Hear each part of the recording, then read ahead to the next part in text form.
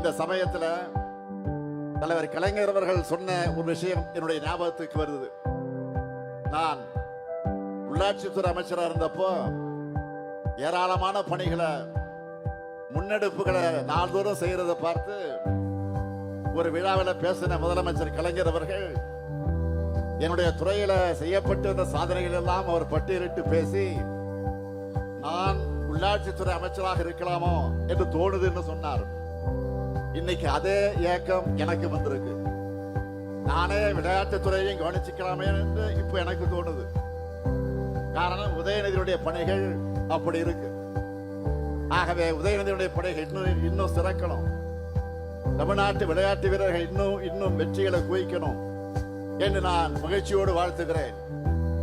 இங்க இருக்கக்கூடிய விளையாட்டு வீரர்களுக்கு வீராங்கனைகளுக்கு நான் சொல்லிக் கொள்வது, உங்களுக்கான அத்தனை வாய்ப்புகளை நாங்கள் நிச்சயம் உருவாக்கி தருவோம்.